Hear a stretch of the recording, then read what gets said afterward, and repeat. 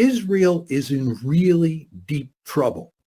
Right? It's in really deep trouble today. And more importantly, it has no way out. They were unable to defeat Hamas in Gaza, number one.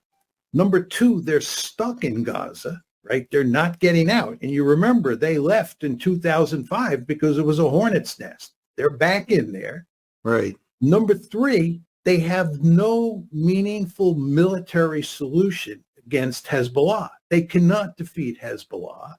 And with regard to Iran, even if they get into a war with Iran and they launch lots of missiles and rockets and aerial attacks at Iran and do a lot of destruction, Iran will still be there. And Iran, by the way, is on the road to acquiring nuclear weapons.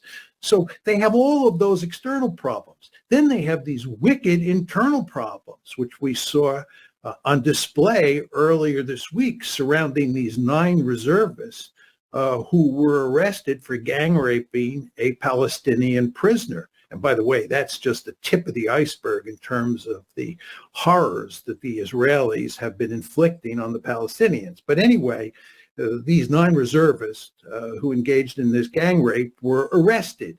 And the end result is that ultra-rightists broke into 2 different army bases to reverse this arrest.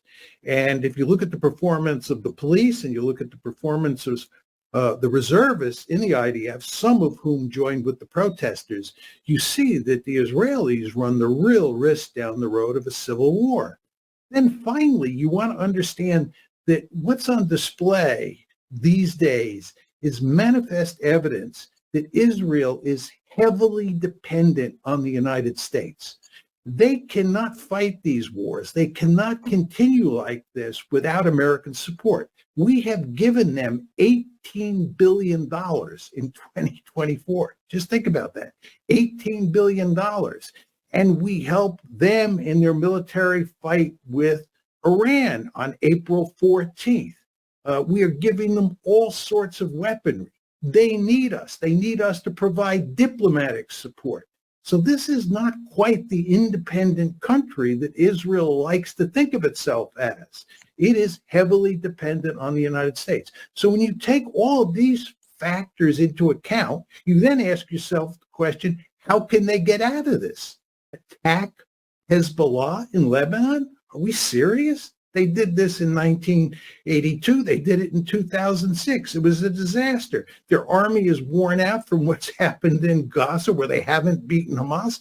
They would be insane to invade Lebanon, even if we were to help them.